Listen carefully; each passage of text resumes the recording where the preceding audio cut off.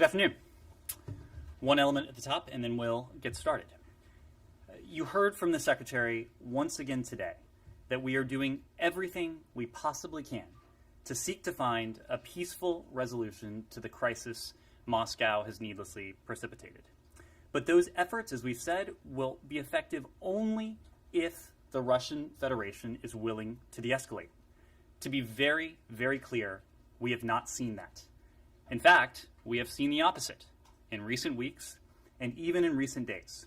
More Russian forces, not fewer, are at the border, and they are moving, concerningly, into fighting positions.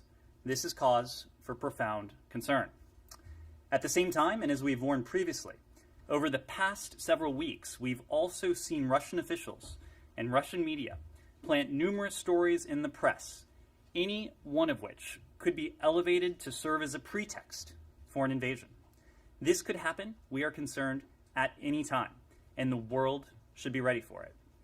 It could involve claims about Ukrainian military activity in the Donbass, false claims of U.S. or NATO activities on land, at sea, or air, even claims of Ukrainian or NATO incursions into Russian territory. We are particularly concerned about President Putin and other Russian officials, their ongoing mentions of quote-unquote genocide in the Donbass. There is no basis of truth to any of these allegations. This, however, has not stopped the Russians from advancing these false claims to include reports of unmarked mass graves of civilians allegedly killed by Ukrainian armed forces, and statements that the United States or Ukraine are developing biological or chemical weapons, the latter for use in the Russian-controlled territories, or that the West is funneling so-called guerrillas and terrorists in to kill locals. These allegations, again, are entirely, completely false. They are entirely untrue. These are false narratives that Russia is developing for use as a pretext for military action against Ukraine. In December, Russian Defense Minister Sergei Shoigu accused NATO and the United States of planning to, quote-unquote, commit provocations by delivering tanks of, quote, unidentified chemical components to the Donbass region for Ukraine's use. These are straight out of Russia's well-documented playbook, including from its previous military incursions into Ukraine and Georgia, and from disinformation operations in other parts of the world, including in Syria, where Russia continues to conduct a disinformation campaign to defend Syria's use of chemical weapons. People must treat any and all of these claims with the appropriate and healthy skepticism, especially when they come from Russian state media sources and aren't backed up by independent media reporting. Russia relies on confusion. Russia relies on obfuscation. Russia relies on misinformation and disinformation to cover its tracks. We should all expect that, and we should all be ready for it. With that, happy to take your questions. Thanks, Ned. All right, but you would expect for the same thing for claims and allegations that you guys make, that they shouldn't just be accepted on face value. And It is right? your job. It is your job to ask questions. It is our job to offer the best information that we have available to us. Okay. I have to run to go to the airport to meet you in Munich. So can you just, what do you expect from the Secretary's trip there? We're, small window that he'll be there, but what do you expect? The trip will be of short duration, but it will be long on substance. This will be an opportunity for the Secretary to meet with a number of his counterparts. I expect he'll engage in a number of bilateral engagements. I expect that there will be a number of important multilateral engagements. Of course, the crisis that Russia has needlessly precipitated will be top of mind, and I would assume top of discussion in many of these engagements, but it will also be an opportunity for the Secretary to see his counterparts from Europe and other parts of the world. And as we know, there are any number of other issues, including Vienna, including what's going on in Vienna, including COVID, including broader global challenges that I imagine will be discussed there. And the last thing is that you still have not gotten any indication of when, or you still have not gotten the Russian response to your response? It has been more than 2 weeks since we delivered what we call our non-paper, essentially our response to the Russians that outlined a number of areas that we think are ripe for dialogue and discussion, where together, if Moscow were to engage in good faith diplomacy, we think we could make reciprocal progress on areas that matter to both of us. The placement of offensive missiles in Europe, broader arms control conventions, transparency measures, stability measures. No, we have not received that response. It has been promised to us when the Secretary and his Russian counterpart, Foreign Minister Lavrov, spoke again yesterday. Foreign Minister Lavrov indicated it would be coming in the next couple days. We are awaiting it. We will give it a very close read. We hope that there is constructive feedback in that. We hope that the Russians are true to their word, that they remain willing to engage in dialogue. They remain willing to engage in diplomacy to resolve this peacefully. But we'll have to see. Thanks. Mark. Ned, a couple of things on Ukraine. So, speaking of intelligence, U.S. officials and others have heavily pointed towards this week about the potential start of an invasion. Specifically today, there was like a lot of alarm across Twitter in Ukraine last night. It hasn't happened yet. So, is that assessment, is that intelligence still valid? Are you pushing it a little bit towards next week? Can you explain why it hasn't materialized? We've said for some time now that we are in a window where Putin could order an invasion or an attack on Ukraine at a moment's notice. That has been the case for some time, precisely because this buildup of Russian forces along Ukraine's borders, in Belarus, other tactics and moves that we've seen have positioned Russia to be able to do this at any moment. That remains our assessment. It could take place tomorrow. It could take place next week. It could take place before the end of the Olympics. It could take place after the Olympics. I want to be very clear. Our concern has not diminished an iota. And in fact, our concern continues to grow, given that we have yet to see de-escalation, and given that in the absence of de-escalation, we've actually seen escalation. We have seen more forces arrive at the border. We have seen Russian forces take positions that would allow them to be called into service for an unprovoked invasion of Ukraine at any moment. Our concern on this is very high. Right. This morning, Secretary Blinken also left the door open for next week, and now you're saying it might be after the Olympics. Is that backed up with intelligence, new analysis, or you're basically simply talking about the fact that it's not happening today, and maybe it may not happen tomorrow, but it might happen next week? I'm not in a position to detail all of the intelligence that's available to us, but I can tell you this. Our analysis is that the invasion, an attack, could start at any moment. We've been saying that for some time now. We're not going to get into precise timeframes, but the fact remains, and we've communicated this very clearly to our partners, to our allies across Europe and beyond, that the Russian Federation has in place now what it would need to undertake an attack against Ukraine. And since this is so likely from your point of view, it's not hypothetical to ask this. If and when Russia invades, if they do, what will the U.S. engagement with Moscow look like? Is diplomacy going to be dead, or will Secretary Blinken will still be willing to come to the table and speak to his counterpart? Well, I'm not going to get into a hypothetical, but I will say broadly that it would look and sound very differently. Right now, we still believe, despite everything that we're seeing, despite everything that all of you can see with your own eyes, that there remains a window, if the Russians are serious about their commitment to engage in dialogue and diplomacy, for this to be resolved peacefully. That window has not closed. That window will not close until and unless Putin makes the decision to go in. Of course, we think that window still exists. The Secretary indicated to Foreign Minister Lavrov that we look forward to receiving the Russian response to our non-paper, and it is our hope that it forms the basis for continued dialogue and discussion. And we are certainly prepared to continue to engage in that dialogue and discussion. That is what we're focused on now. My final thing is, will Secretary attend the G7 foreign ministers meeting during Munich? Our schedule is still coming together, but I do expect the Secretary will have an opportunity to meet bilaterally with counterparts and also in multilateral fora as well. Francesca.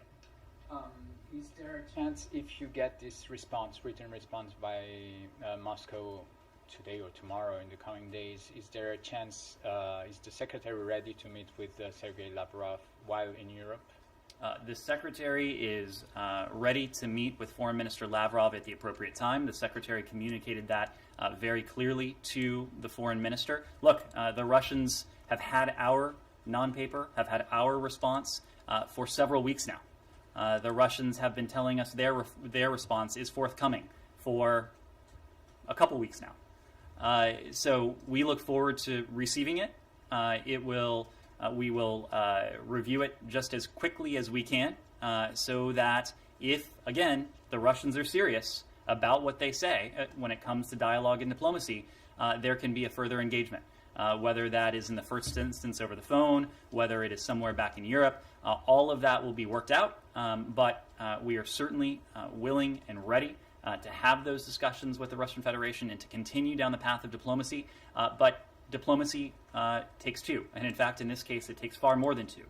Because even if the next meeting is in a bilateral forum, we will coordinate closely with our allies, with our partners, to make sure that they have full visibility into what we are doing, that we, in turn, have full visibility into what they're doing, and all of our diplomatic efforts are mutually reinforcing.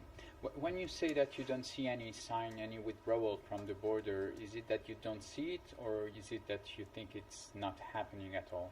We have no reason to believe it's happening, and in fact, we have reason to believe that forces have been added to the border. And can you elaborate a little bit when you say that these forces are going into a combat position? What does that mean, and what does that mean that they're ready to attack anytime? What kind of forces? Can you elaborate? So I can't get into an order of battle, nor would it be appropriate for me to do so from here, but what gives us great concern is a couple things. One, these claims that we're hearing of withdrawals, we certainly have not been able to verify them, and in fact, we have seen the opposite taking place. We are similarly concerned by the fact that the Russians, in the midst of all this is over the course of weeks and even recent days, have put additional forces on the border. The types of forces they would need to undertake an aggressive action, an attack, an invasion, an incursion against Ukraine at any moment. And that has been our concern. It is not that there would need to be any sort of significant lag time between an order from President Putin and Russia moving forward. It's a very dangerous moment. But it is still your assessment that President Putin has not made yet a decision about an invasion? We still believe there is the possibility for a diplomatic resolution to this. As long as we think that window remains viable, we will be open and, in fact, eager to take part in diplomacy with the Russian Federation if they are willing to do so in good faith and to reciprocate on that same basis. Kylie. Does the United States believe there are enough Russian troops situated along the Ukrainian borders right now to fuel a full-scale invasion? So again, I can't get into the various contingencies. What I can say, and what the president said yesterday, is that there are now more than 150,000 troops arrayed along Ukraine's borders. That's inside Russian territory, close to the Ukrainian border, but also inside Belarus. That is, by any means, by any estimate, a massive number of forces. We also know that the Russians have capabilities when it comes to electronic warfare, when it comes to aerial capabilities, any number of tactics they could employ, whether on their own or together as part of a broader onslaught. So we have considered all of these possibilities. What we know is that this could take place now at any moment, given what we have seen amass along Ukraine's borders in recent days and recent weeks. So do you have an assessment of the number of troops that would be needed for a full-scale invasion? You just don't want to publicly share that? Or where? I'm just trying to understand why you say that aggression could be carried out, but you won't say what form of that what form or what scale that aggression could be? Well, because that decision doesn't rest with us, of course. If that decision rested with us, we would find a diplomatic resolution to this. We would find a way not only to de-escalate the current crisis that Moscow has precipitated, but also to make progress on the proposals we have put forward, at least the areas of discussion that we have put forward that we believe are ripe for dialogue and diplomacy that would redound to our benefit, to address the security concerns of the transatlantic community and also the stated security concerns of the Russian Federation. When it comes to how the Russians would use the forces along the border that they claim are there for innocuous exercises, you'd have to ask them. Okay, and then just on resistance, if there is an aggression, an invasion into Ukraine, does the State Department have a widespread plan in place for how you would support a Ukrainian resistance, even if that resistance isn't led by a centralized Ukrainian government, because obviously they may be toppled? So let me make one broad point, and that is that, again, we are doing everything we can to forestall that possibility, to deter, to prevent Russian aggression. It is not our desire, certainly not our desire, to see that instated. It is our desire to see this resolved peacefully and optimally in a way where we can actually make progress on issues that have mattered to us long before the buildup, issues that have mattered to Europe, long before the buildup, and presumably issues that matter to Russia and have mattered to Russia for some time now. Without taking this hypothetical too far, what I can say is that in the event of a Russian incursion, our defensive security assistance to Ukraine will continue and it will be accelerated. As you know, we have delivered hundreds of millions of dollars, $650 million worth of defensive security assistance last year. The drawdown that the president authorized in December of some $200 million. Those deliveries have continued even in recent days to our Ukrainian partners. We also have authorized our NATO allies to provide U.S. origin equipment to our Ukrainian partners. All of that would not only continue, but it would be accelerated in the event of additional Russian aggression. And that is in addition to what we would do to further reinforce our NATO allies on the eastern flank. And just to be clear, you'll figure out how to give Ukrainians that support, even if their government is no longer. That defensive security assistance will continue. Okay, and then just one last thing, sorry. Is there a task force out of this building on Ukraine? We've kind of heard that discussed, and could you just give some details on what that looks like and how often you guys are meeting and that sort of thing? There is a task force. The task force was stood up in recent days. It is a task force that is operating with a large team that incorporates many of the elements in this building. It is, as you know, planning for a task force like this has been in the works for weeks now. We were able to stand it up on short notice, given the planning that had taken place. Yes, Lord. When Secretary Blinken met India's External Affairs Minister S. Jaishankar in Melbourne a few days ago, did he come out with the impression that India is fully supporting the United States on the issue of Russia? So there was a discussion of Russia and Ukraine in the context of the Quad meeting that we had with our Indian counterparts, our Japanese and Australian allies. There was a strong consensus in that meeting that there needs to be a diplomatic, a peaceful resolution to this. One of the core tenets of the Quad is to reinforce the rules-based international order. And that is a rules-based order that applies equally in the Indo-Pacific as it does in Europe, as it does anywhere else.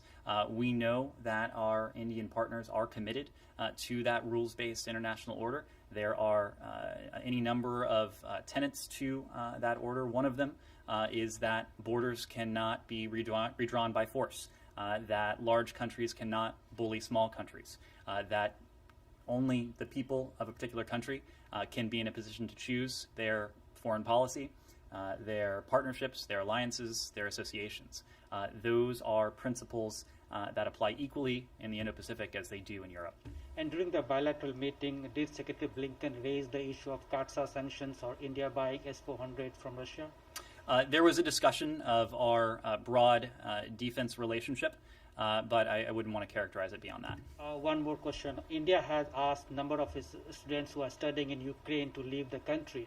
And many of these students have said there are not enough flights. Any of the flights are there, they are quite expensive. Even as India has assured them that they will be taken care of if there is invasion. But is there any coordinated international efforts, including by U.S., to evacuate foreign nationals from Ukraine in the case of invasion? Well, we're certainly sharing information that we have, both about the threat and the posture that we are taking vis-a-vis our own citizens with our allies and partners around the world. But as you know, Lala, we have a special responsibility to American citizens. And our message to American citizens for some time now has been that you should leave, and you should leave now using commercial or private options that are still available. Recently, we have provided American citizens, at least reiterated guidance to American citizens how they can travel overland. And we have given them specific crossing instructions for specific border crossings. We have worked with our Polish allies to facilitate border crossings of American citizens. We know that any number of countries are doing the same for their own citizens. We think this is a prudent step as we continue to do everything we possibly can to seek to find a diplomatic resolution to this crisis. Thank you. Yes, Missy. Just a couple questions on Ukraine, Ned. Did I miss you saying who was heading the Ukraine task force, and can you tell us? We'll see if we can get you any more information on that. Okay. And I know that you said Secretary Blinken will plan to meet with Foreign Minister Lavrov at the appropriate moment, but in the meantime... Is willing to. Is willing to, okay. In the meantime, since you guys are now tracking moment by moment what they are or not doing around Ukraine, is the State Department communicating this skepticism about what is not occurring to the Russian government in any private way other than through what you're saying up here at the podium? As you know, the Secretary has had now several opportunities to speak to Foreign Minister Lavrov in recent days and in recent weeks. The President has now had several opportunities to speak to President Putin. Our embassy in Moscow is in touch with their counterparts on the ground. We have relayed in no uncertain terms that what we need to see in order for this diplomacy to be effective is de-escalation. The Russians have heard that from the very start of this process. And if I recall, even at the outset of the first meeting of the Strategic Stability Dialogue, the dialogue that Deputy Secretary Sherman attended with Foreign Minister Ryabkov in Geneva in January, that was a key message that we imparted publicly, but also privately, that in order for this process to work, we need to see de-escalation. Until now, that is a message that the Russians have not heeded. Okay, just two more questions. And they're saying we're moving back forces. You're saying, they're not moving any meaningful amount of forces, and in fact, they're doing the opposite. Why do you think they are making these claims when not only is there, what the intelligence that you guys are observing and then talking about publicly, but there's commercial satellite imagery, there's people who are posting stuff on TikTok. Why? I'm just curious about what you think their thinking is there, given the fact that it's something that, in this day and age with the access to imagery out there in the public, that they think that they could sort of get away with, if that's what you guys are saying. Well, you're right that there are Russian words and then there are Russian actions. And it should be clear to everyone, it is clear to everyone who takes the time to investigate, that their words do not match their actions, and in fact, their words stand in stark contrast to their actions. And you can see that on social media, you can see that on publicly available satellite imagery, you can see that through any number of means. That's a question for the Russian Federation. What I will say, and this is as much from an historical perspective as it is from what we're seeing now, this is the Russian playbook. This is the playbook the Russians have used in the past including in 2014, to paint a picture, or at least to attempt to paint a picture publicly, while they do the opposite in a way that they seek to obfuscate, in a way that they seek to obscure and to hide. This is not 2014 in the sense that social media is different.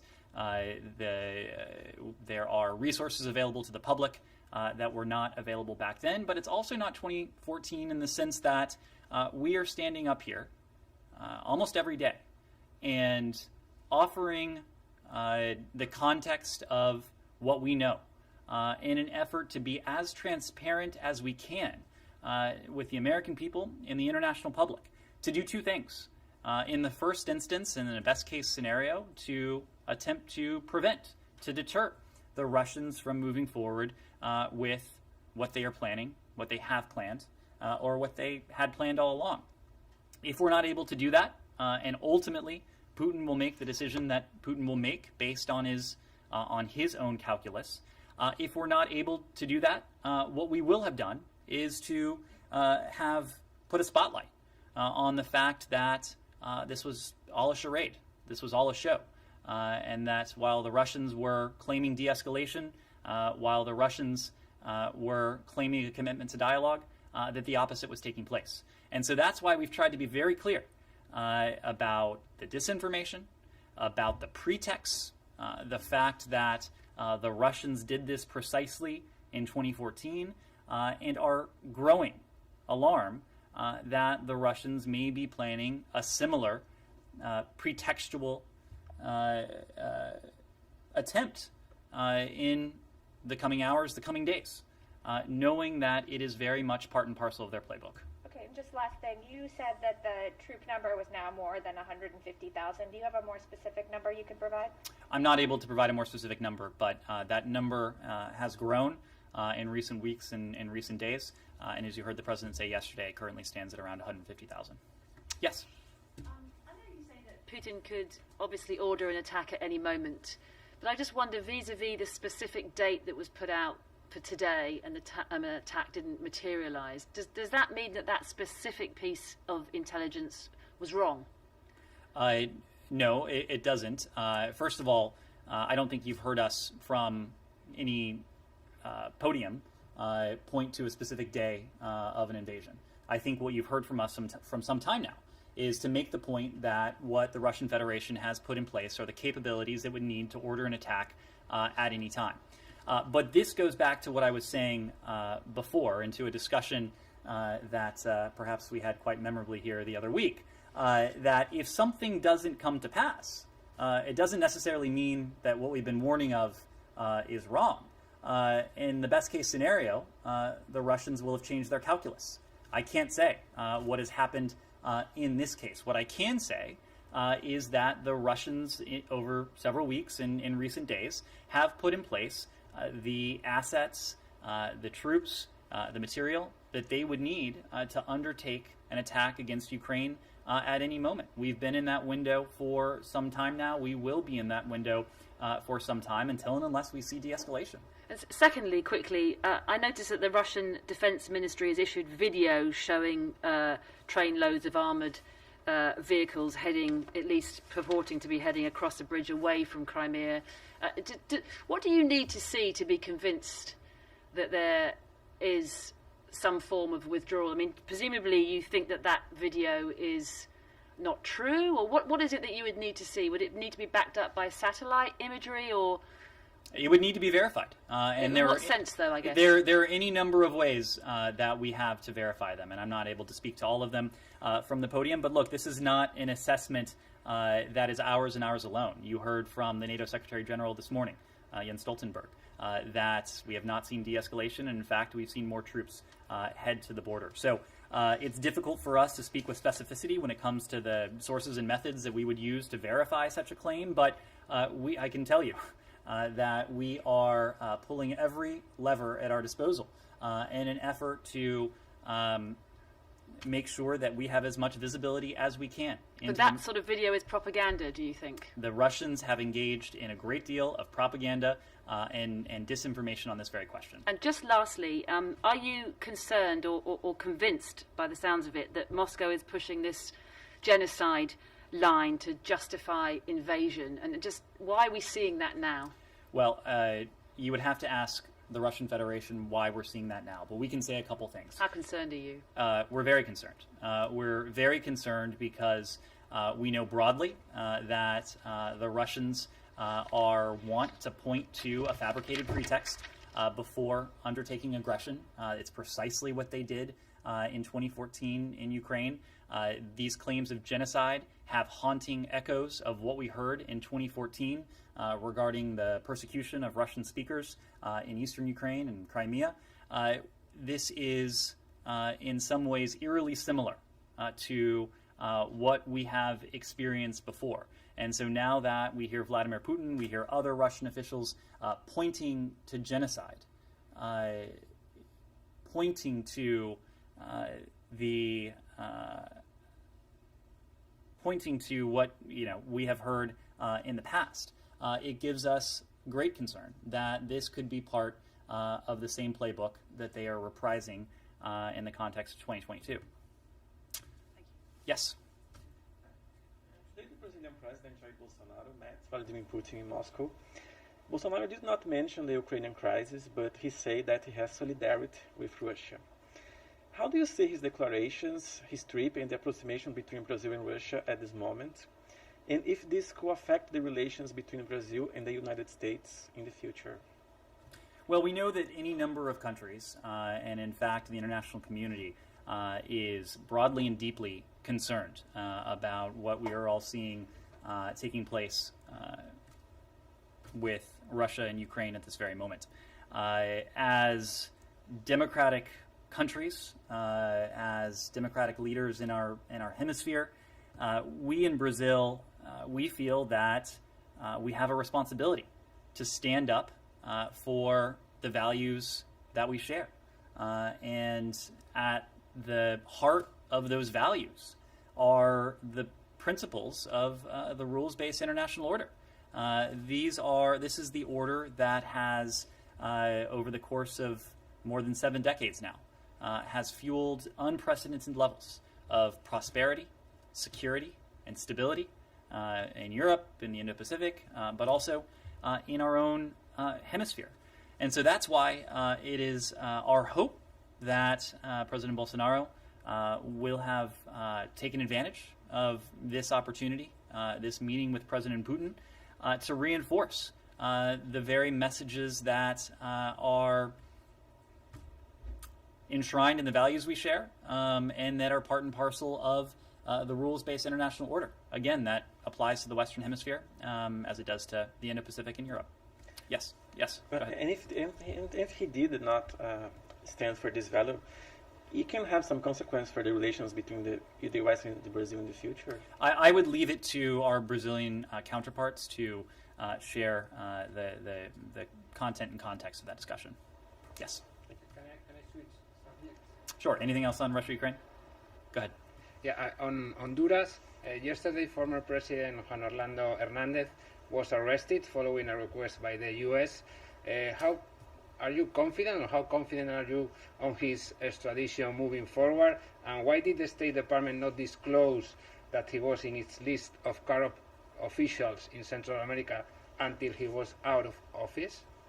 I'll correct one element of that. We did disclose the corrupt officials list, but let me get to that. As a long-standing matter of State Department policy, as you know, we don't comment on matters of extradition. Those are within the purview of the Department of Justice, and I need to refer you to the Department of Justice to speak to the process behind any particular extradition. But Secretary Blinken did state last week, when we publicized the fact that former President Hernandez was included in the corrupt and undemocratic actors list, that no one is above the law. That includes heads of state, former heads of state. And we take all allegations of criminal wrongdoing extraordinarily seriously, whether it's in Honduras, whether it's in anywhere else. in this hemisphere or around the world, our priority remains seeing the rule of law respected, implemented, strengthened, and supported by our partners as they work to ensure judicial and security sectors protect all of their citizens. These are discussions that we're having with our Honduran partners, but also partners throughout the region. Are you satisfied with his arrest? Again, as a matter of when it comes to the extradition, I need to refer you to the Department of Justice. Yes, Tracy. To follow on my colleague here, actually, Juan Orlando Hernandez was not included initially when the list was released last year, and only recently put on the list, I think, last month. But his question: are you confident that Hernandez will be extradited? You know, as you know, as happens in many countries, he managed to stack the Supreme Court with his allies, and that is who the Honduran Supreme Court, obviously, and that is who will have to rule whether they will allow the extradition or not. So I'm wondering how confident you are that that extradition will take place. Again, as a matter of longstanding policy, we don't speak to the process of any particular extradition. So I'd have to refer you to the Department of Justice. But what I will say is that the rule of law, following the rule of law, strengthening the rule of law, implementing the rule of law is a key priority of ours, including in Central America. We know that it is a priority of the new administration there, and I think I would have to leave it at that. Iran, the Iranian foreign minister is expected to be in Munich at the security conference. Is the secretary ready, willing to meet with him directly in person if that helps having a breakthrough in Vienna? I wouldn't expect, at least in Munich, a meeting between the secretary and the foreign minister. But what I will say, and what we have long said, is that we believe that direct talks between the United States and Tehran and Iran would be in our interest in the context of Vienna. As you know, Francesco, we have had to operate on an indirect basis with primarily our European partners, relaying messages back and forth, and that has posed an obstacle in the context of negotiations that are technical, that are detailed, that are complex. And so we have said for some time now that we would find direct negotiations in the context of Vienna to be to our advantage. It would be to the benefit of our attempts to seek to achieve, or at least test the proposition of whether we can achieve a mutual return to compliance with the JCPOA. The French foreign minister said today it's now a matter of days and no more weeks to know whether, to have a deal to save the JCPOA or to go in a nuclear crisis. Is that your assessment too? Is it a matter of days? Well, our assessment is that we are in the midst of the very final stages of, as I said before, a complex negotiation with the key stakeholders here. This is really the decisive period during which we'll be able to determine whether a mutual return to compliance with the JCPOA is in the offing or if it's not. Again, we are sincere and steadfast in our efforts to test the proposition as to whether a return can be achieved. We continue to believe that a mutual return to compliance with the JCPOA is the best way to once again place permanent, verifiable limits on Iran's nuclear program. But we're in a decisive period because that window will very shortly have closed. And so have you seen the political willingness from Tehran in these last days in Vienna, and when will you be able to make that assessment? I think we'll have a much better sense of that in the coming days, and it will have to be in the coming days because, again, we're in a decisive period where all sides will have to make the political commitments that will be necessary if we are to achieve a mutual return to compliance with the JCPOA. Okay, thank you very much.